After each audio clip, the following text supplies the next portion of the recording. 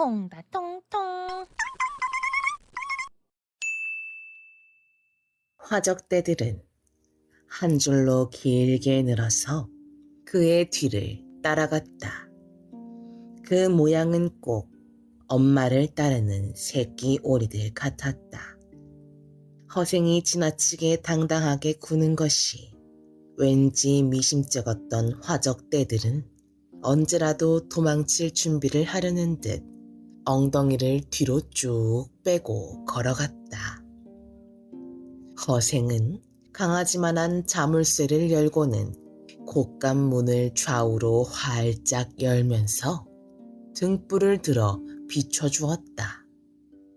구렁이가 몸을 잔뜩 움츠리고 서려 있는 것처럼 보이는 그 10만 냥의 돈이 곶감 안에서 희미한 불빛에 거무스름하게 드러났다.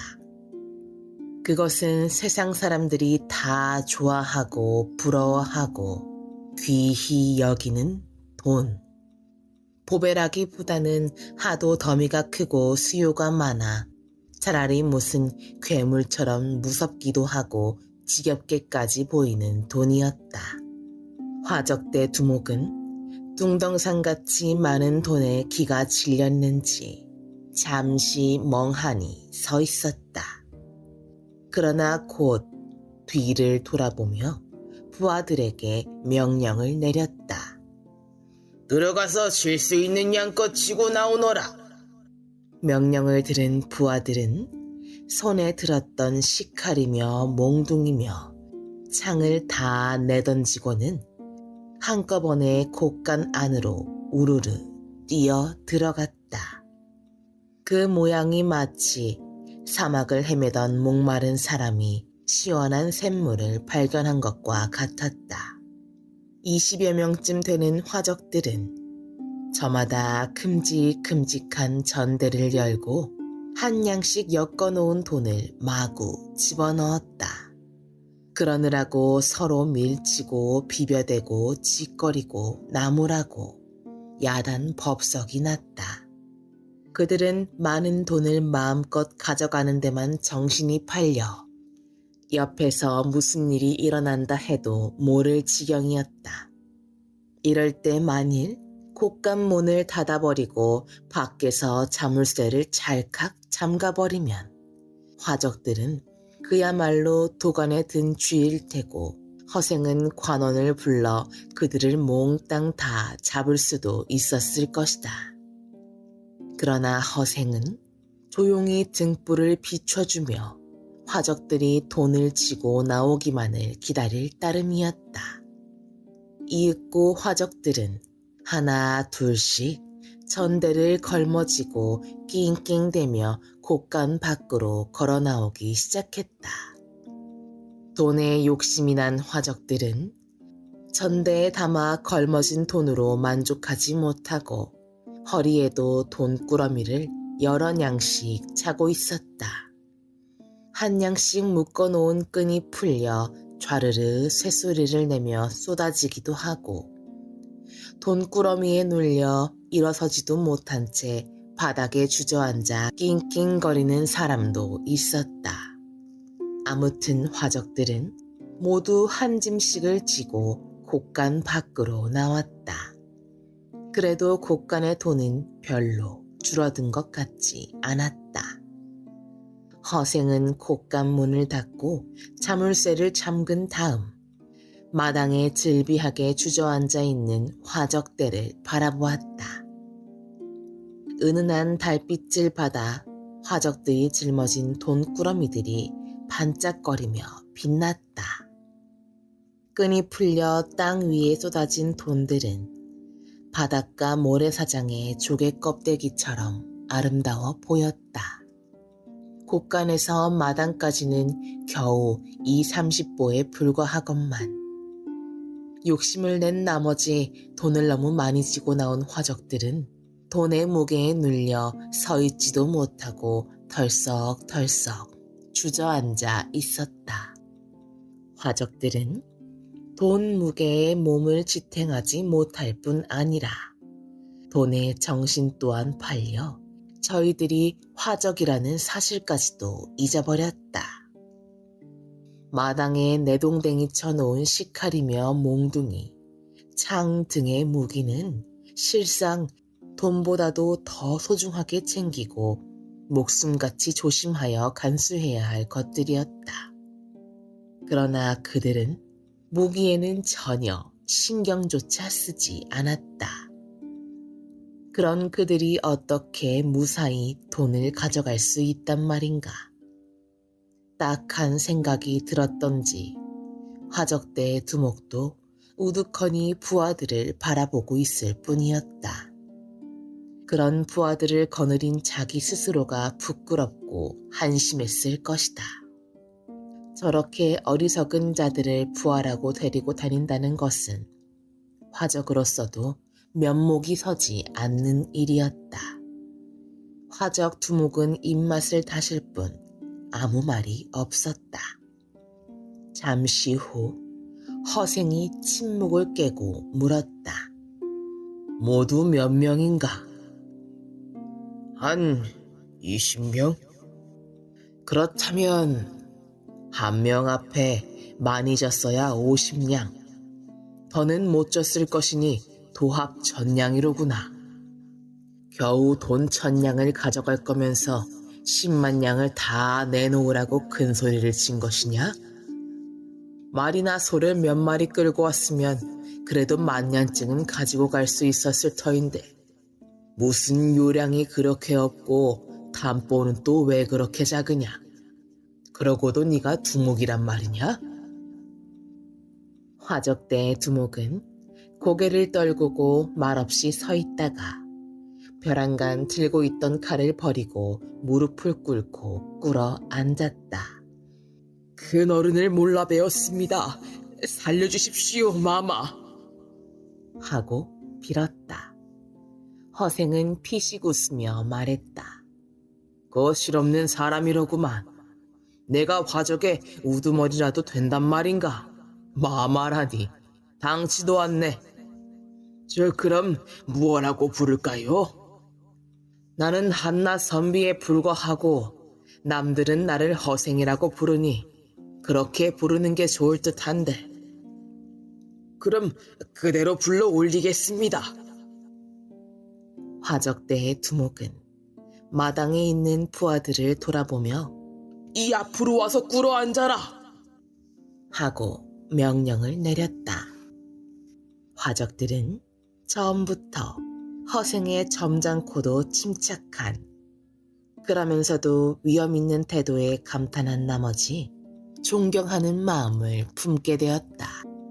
그래서 두목의 명령이 떨어지자 조금도 주저하지 않고 일제히 허생 앞으로 와서 쭉 끌어앉아 머리를 조아렸다.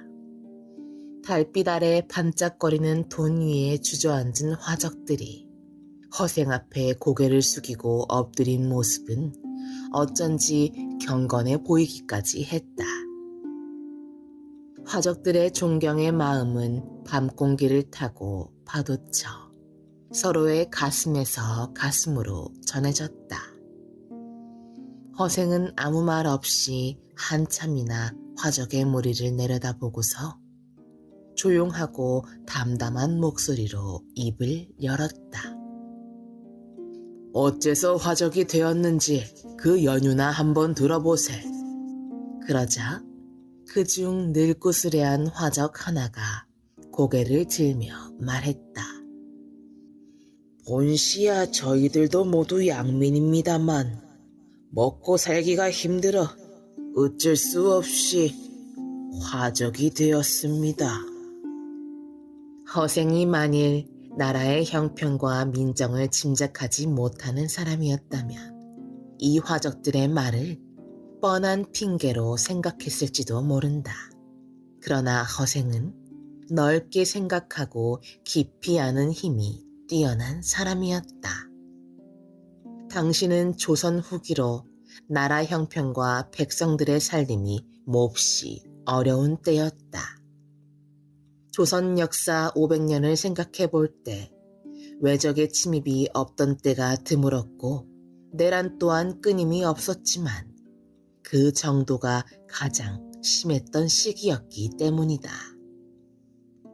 조정에서는 외척들의 횡포에 동서남북으로 파가 갈라져 당쟁이 끊일 사이가 없었고, 지방에서는 토호와 수령 방백의 토색질 때문에 백성이 편히 살 수 있는 날이 거의 드물었다. 큰 화적이 생겨 여러 해 동안 양민들을 괴롭히는가 하면 흉년이 들고 모진 병이 퍼져 무수히 많은 사람들이 죽기도 했다. 게다가 선조 25년 5만 명의 외병이 부산포에 침입한 것이 시초가 된 임진왜란은 7년의 세월을 끌었다. 그동안 조선 팔도에 외병이 이르지 않은 곳이 없고, 외병이 지나가는 곳이면 폐허가 되지 않은 곳이 없었다. 외병들은 성을 무너뜨리고 민가에 불을 지르고 양식과 가축을 약탈해 가고 재물과 보화를 도적질했다. 그뿐인가? 부녀자를 겁탈하고 백성을 인질로 잡아가고, 조정에서는 우리 힘으로 외병을 물리칠 수 없게 되자 명나라에 도움을 청하였다. 처음에는 우리와 힘을 합해 외병을 몰아내던 명나라 군사들은 외병이 물러가자 자신들 또한 약탈을 서슴지 않았다. 이렇듯 외병이 짓밟고 지나간 자리를 명나라 군사들이 다시 한번 짓밟았다. 그 후 명나라가 망하자 중국을 지배하게 된 청나라에서 조선에 쳐들어왔다. 이것이 병자호란이다. 그러나 우리 백성들도 당하고만 있진 않았다. 모두 힘을 합해 함께 일어선 것이다.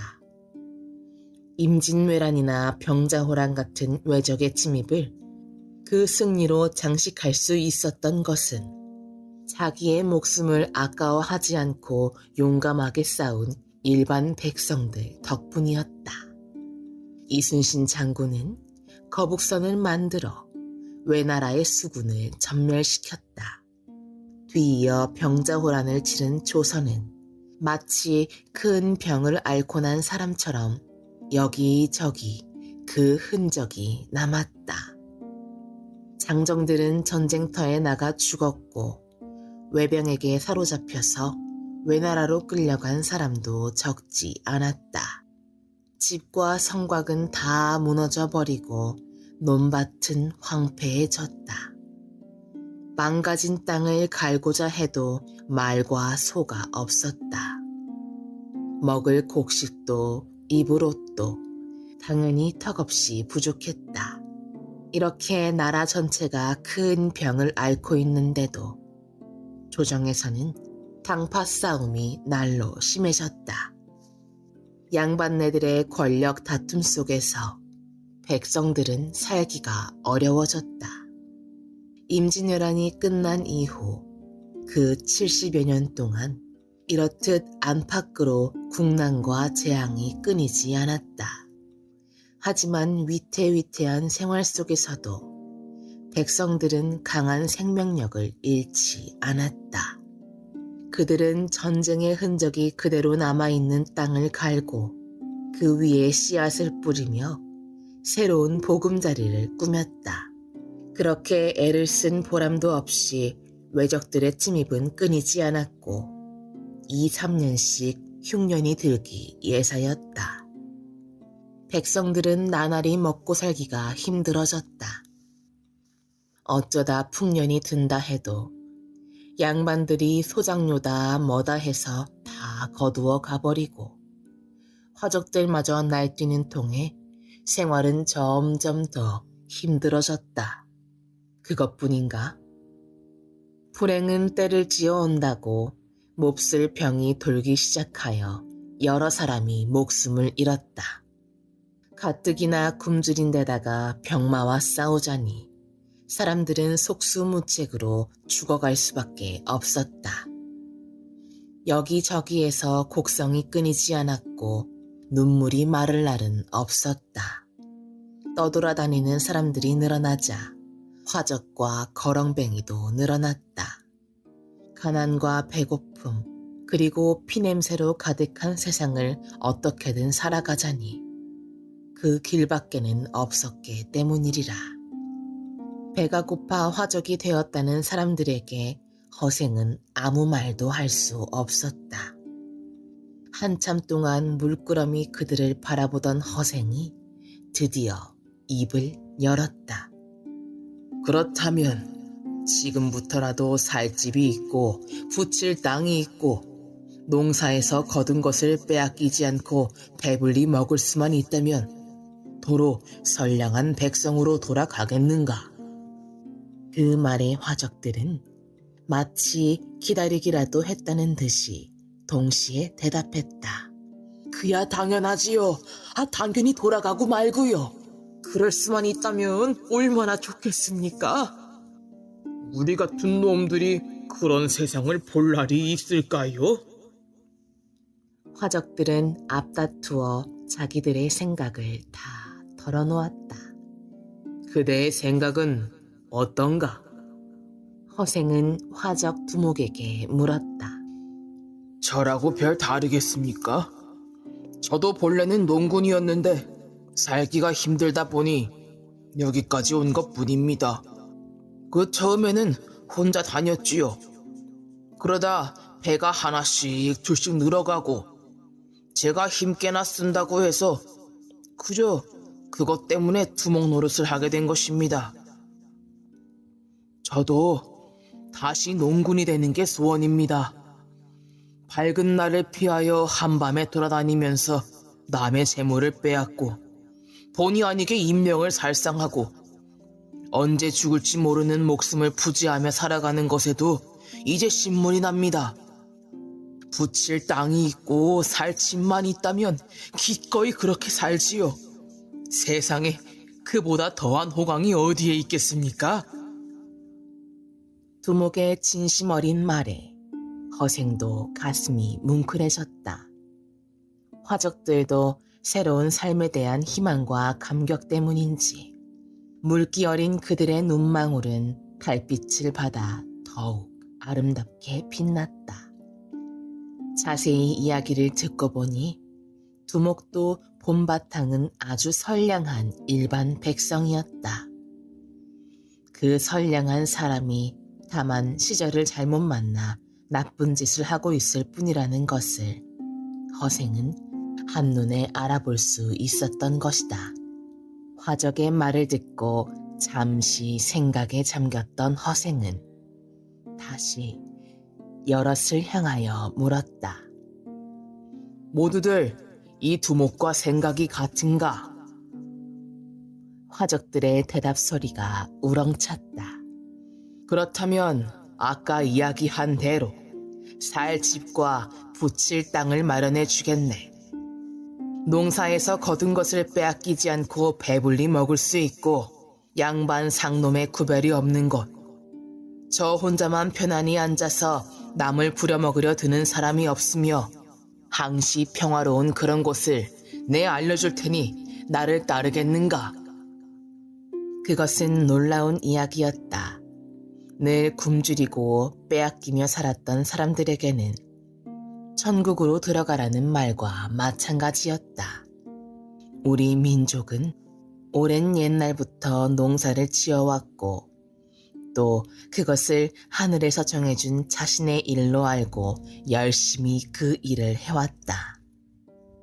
농사 짓는 사람이 천하의 근본이라는 믿음으로 생활했던 그들은 자기 일에 자부심을 가지고 있었다. 그런 사람들이 농사 지을 땅을 빼앗긴다는 것은 삶을 빼앗기는 것과 마찬가지인 것이다. 부쳐먹을 땅을 준다는 얘기는 죽은 사람에게 다시 생명을 준다는 것처럼 반가운 소리임이 분명했다.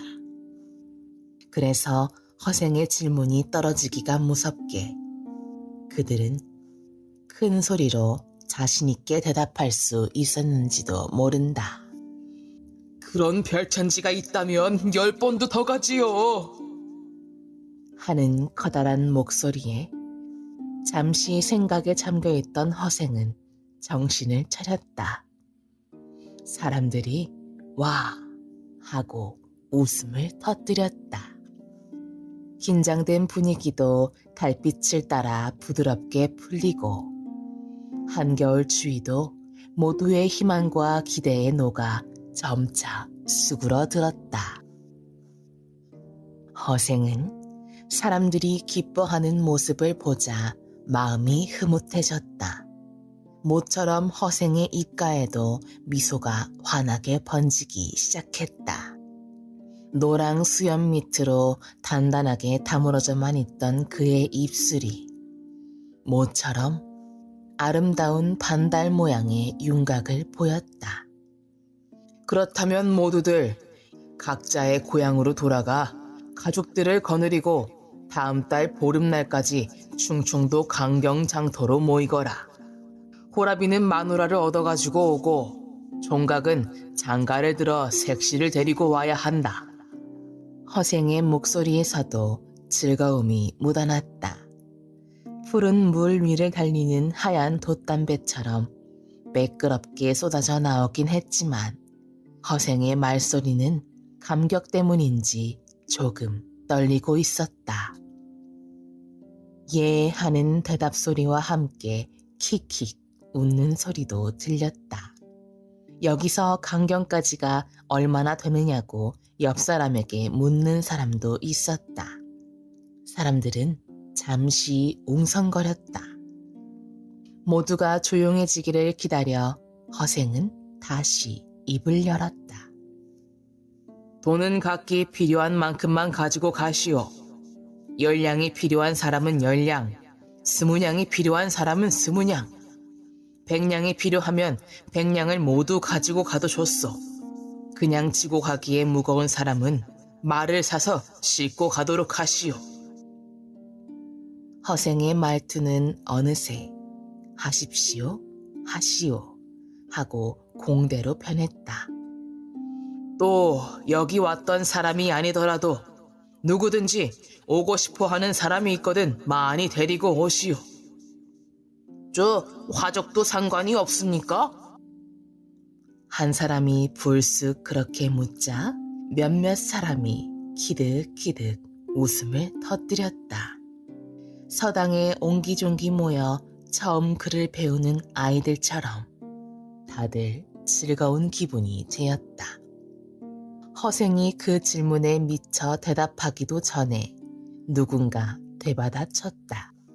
참내 그러는 저는 화적놈 아니든가? 또 한 번 웃음이 터져나왔다. 물론 화적이어도 상관없습니다. 그러나 편안하게 앉아서 남이나 불어먹으려 드는 게으름뱅이나 찌부러진 양반 나부랭이들은 데려오지 않는 것이 좋지 않을까 싶은데. 허생의 부탁이었다. 사람들은 양반은 데려오라고 해도 안 데려올 것이라며 수군거렸다. 허생은 강선달을 시켜 술과 음식을 내오게 하여 여러 사람들을 배불리 먹게 한 후 그들이 가지고 온 무기를 거두고 제각각 필요한 만큼의 돈을 주어 보냈다. 이런 한바탕의 난리가 벌어진 것도 모르고 밭갓 사랑에서 자고 있던 먹새가 그제야 눈을 비비며 나오다가 돈을 지고 가는 사람들을 붙잡고 승강이를 했다. 도둑이야! 도둑! 나가는 사람들의 바짓가랑이를 붙잡고 늘어지며 먹새가 큰 소리로 외치자 사람들은 영문을 몰라 먹새를 물끄러미 바라보았다. 먹새는 나가는 사람들 앞을 막고 고래고래 소리쳤다. 먹새 이 녀석 아직 잠이 덜 깼구나. 허생이 핀잔을 주자 영문을 모르는 먹새는 뒷머리를 벅벅 긁으며 눈만 꿈뻑꿈뻑 했다. 화적들과 허생은 밝아오는 아침해와 함께 하하하 즐거운 웃음을 웃었다. 팔려온 여인. 다음 날 허생은 2만 냥을 한양 다방골 변진사에게로 보냈다. 만냥빚을 반드시 본전의 곱절로 갚겠다는 약속도 한 적이 없고 누가 그러라고 시킨 것도 아니었다. 하지만 허생은 당장 그렇게 많은 돈이 필요한 것도 아닌데다 변진사의 도움으로 10만 냥을 벌 수 있게 되었던 터라 그렇게 한 것이다. 그러고는 1만 냥을 떼어 강선달에게 주었다. 그리고 남은 돈은 강선달에게 부탁하여 그와 거래를 하는 강경장터의 큰 물상 객주, 상품 매매와 숙박을 업으로 하던 사람 윤씨에게 보냈다. 10만 냥이란 큰 돈을 벌어 남에게는 후하게 베풀면서도 허생은 정작 자기 자신을 위해서는 먹새와 함께 겨울옷 한 벌씩을 해입은 것 말고는 단 한 푼도 쓰지 않았다. 먹새가 본댁에 돈을 좀 보내드려야 하지 않느냐고, 마님은 무얼 잡숫고 지내시라고 그렇게 모르는 척 하시느냐고 투덜거렸지만 허생은 끄떡도 하지 않았다. 그저 한양을 떠나올 때 돈 100냥을 보냈으니 한동안은 지낼 수 있을 것이라 말하며 속으로만 염려할 뿐이었다. 양반네들의 등살에 살 수 없게 된 가난한 사람들은 양반네들의 등살에 살 수가 없게 된 가난한 사람들을 살기 좋은 고장으로 데려가 준다는 소문이 안성읍에 퍼지기 시작하자 많은 사람들이 허생을 찾아왔다. 허생은 한 사람 한 사람을 귀찮게 여기지 않고 일일이 그 사정을 묻고 사람의 됨됨이를 본 후에 돈을 챙겨주며 다음 달 보름날까지 가족을 거느리고 충청도 강경장터로 오라고 일러서 보내곤 했다. 사흘 동안 200여 명의 사람들이 몰려왔다. 그리고 막상 떠나는 날이 되었는데도 사람들은 꼬리에 꼬리를 물고 찾아왔다. 마지막까지 사람들을 만나 이야기를 나누다 허생은 시간에 쫓겨 자리를 떴다. 허생은 자기가 떠난 후에도 찾아오는 사람이 있거든 감경으로 보내달라며 강선달에게 부탁을 하였다. 그리고 마침내 안성을 떠날 채비를 했다. 목새와 함께 길을 떠나는 허생의 행색은 처음 이곳에 올 때와 별로 다를 것 없이 꾀죄죄하고 초라했다. 겨울옷을 한 벌 해입긴 했지만 그 옷도 해입은 지 오래되어서 때가 잔뜩 끼어 있었다. 갓은 올 때 쓰고 온 것 그대로 헛갓이었고 신발도 올 때 신고 왔던 남학신이었다.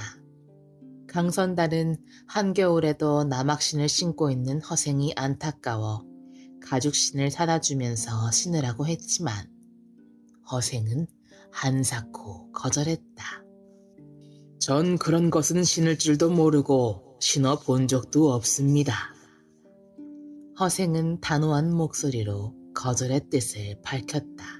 그럼 지난번 오실 때처럼 집신을 신으십시오. 목수에게 금세 삼아달라 하면 되지 않습니까? 집신이나 미투리는 마른 날밖에 못 신지만 남학신은 진 날 마른 날 두루 다 신으니 그보다 더 편리한 신발이 어디 있겠소. 강선달이 아무리 사정을 해도 허생은 허허 웃으며 이렇게 대답할 뿐이었다.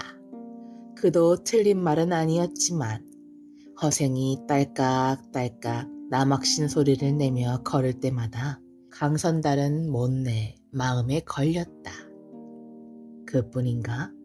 후줄근하게 떼국에 전 옷이며 노닥노닥해진 갓, 고린내 나는 버선 한 짝에 이르기까지 허생의 차림새는 남루하기 그지 없었다.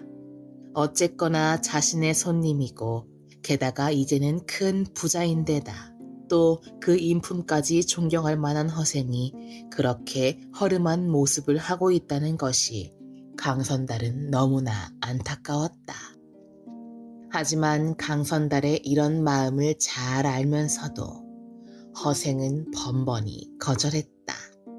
비단 신발이나 옷을 몇 벌씩 지어 허생에게 권하다 거절당한 것도 한두 번이 아니었다.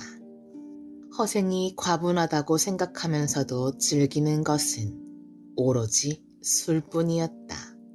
며칠 걸러 한 번씩 강선달이 향기 있고 맛 좋은 술을 내오면 허생은 연암은 잔씩 마셨다. 하지만 그것도 늘 있는 일은 아니었고 또 낮에는 절대로 술을 입에 대지 않았으며 어떤 경우에도 취하는 일이 없었으니 참으로 절제가 몸에 밴 선비였다. 강경으로 떠나기 위해 허생이 안사랑 중문 밖을 나서려는데 마침 내패 교군 가마 하나가 들어왔다. 강선달이 허생의 소매를 잡으며 간곡히 말했다. 제 마지막 정입니다. 이걸 타고 가시지요. 하지만 허생은 멋쩍게 웃을 뿐이었다.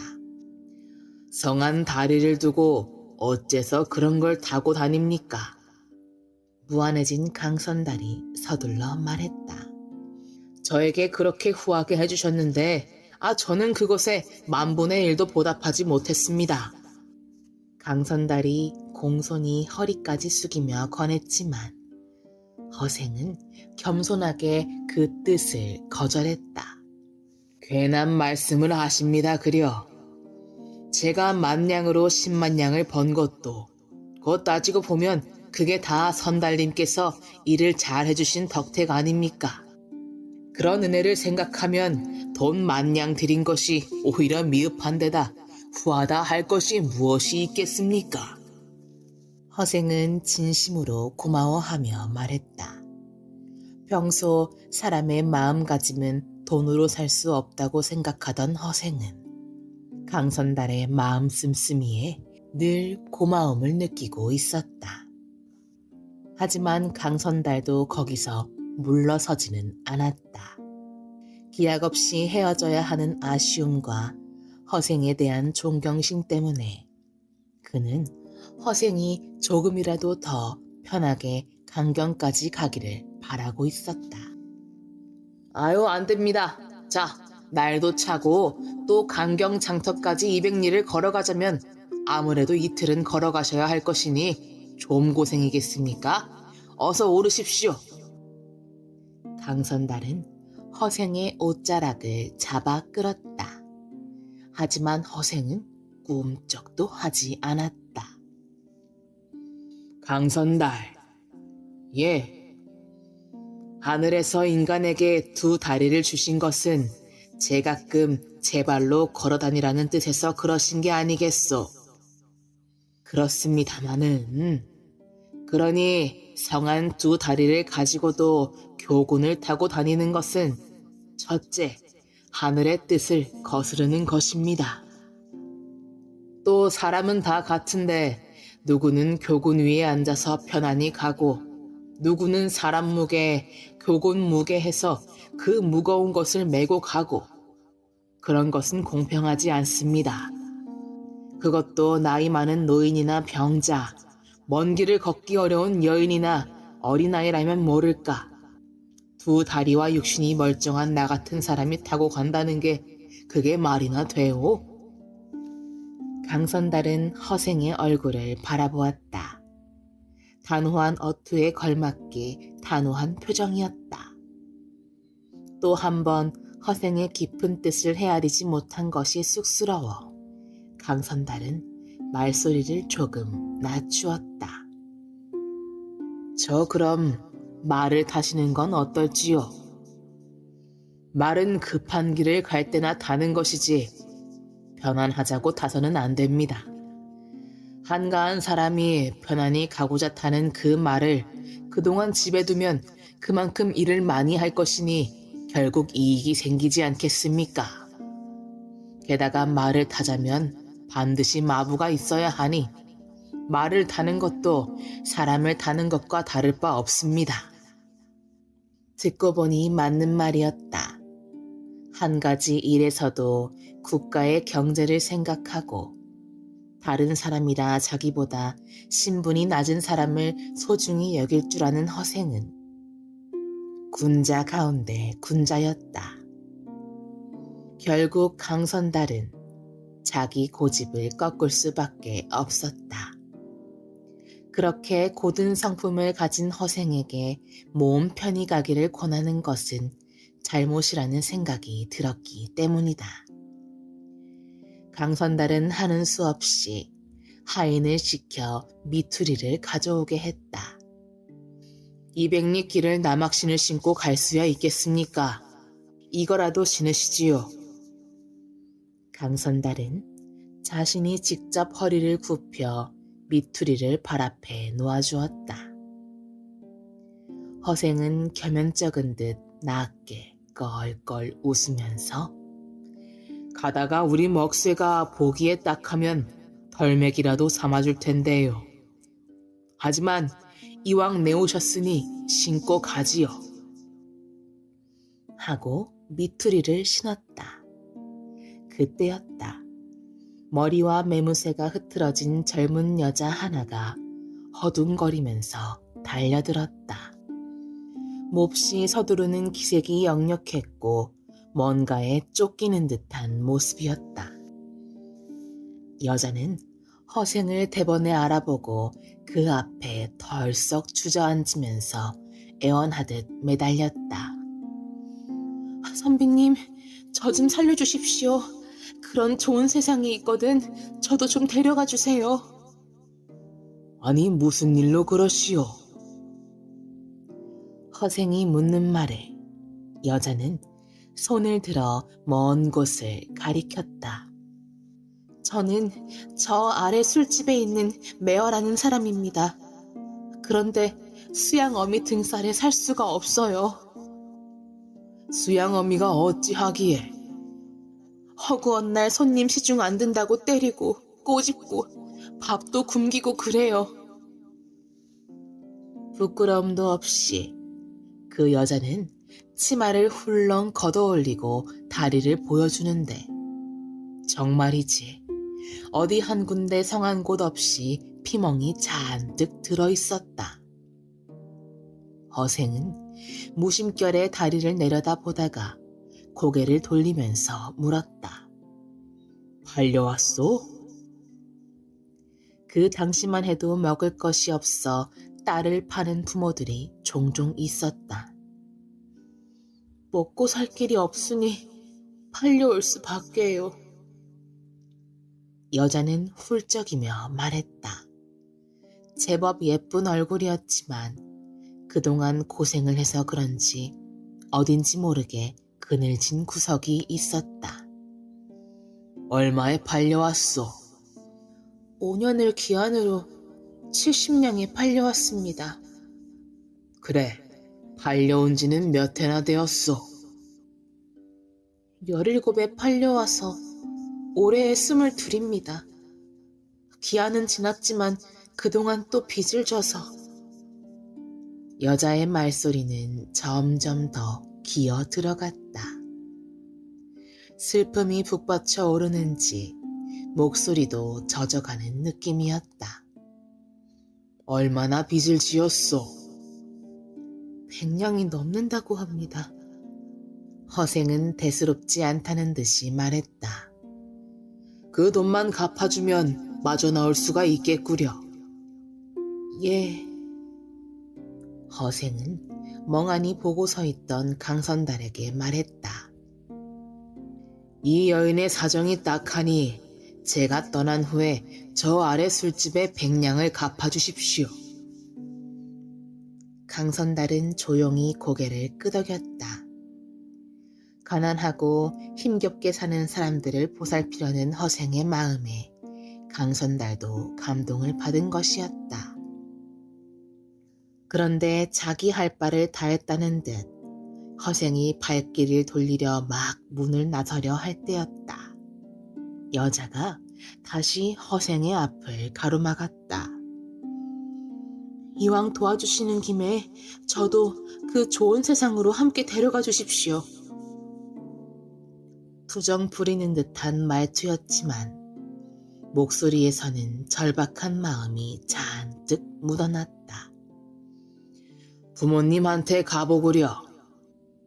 허생은 무심히 대답했다. 다 돌아가시고 안 계십니다. 수양집에 진 빚도 반쯤은 부모님 돌아가셨을 때 장례 치르느라고 든 돈이었어요. 허생은 조금 안타까운 생각도 들었지만 그런 기색을 드러내지 않고 단호한 목소리로 말했다. 형제나 일가는 없소? 가까운 일가는 없고 손이 오라버니가 하나 있는데 노름꾼의 바람둥이라서 밤낮 저에게 와서 돈 뜯어가기가 일쑤랍니다. 빚의 절반은 오라버니가 빼앗아간 돈인걸요. 허생이 가련하다는 눈빛으로 여자를 바라보았다. 그런 허생의 눈길을 피하지 않고 여자는 허생을 올려다보았다. 그 눈빛에는 간절한 애원이 담겨 있었다. 그렇다 해도 젊은 여자 하나는 데리고 갈 수가 없소. 허생은 흔들리는 마음을 감추느라 더욱 단호히 잘라 말했다. 하지만 여자는 쉽게 물러설 생각이 아니었던지 울먹거리며 막무가내로 졸라댔다.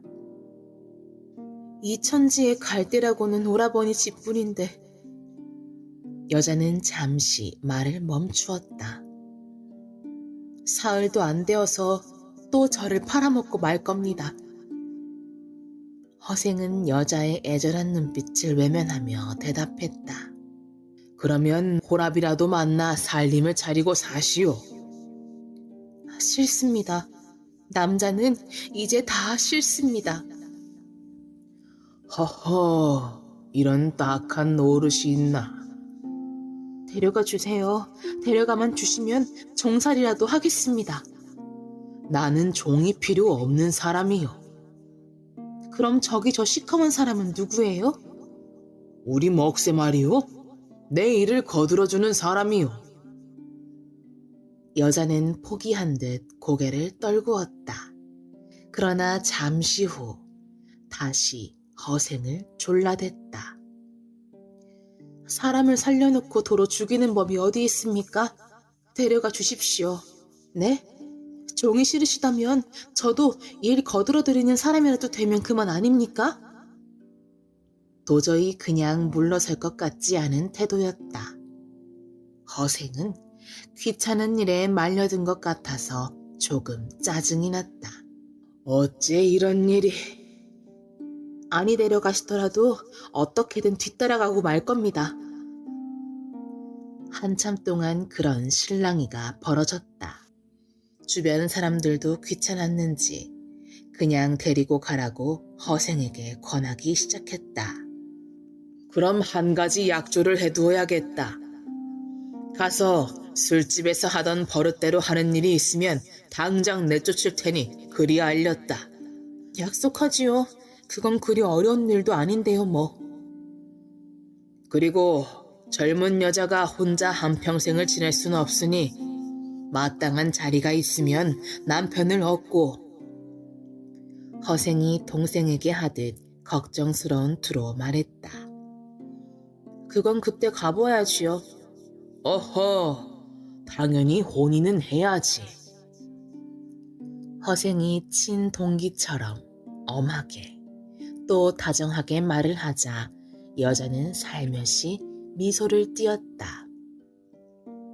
혹시 선비님 같은 자리가 있다면 또 모르죠?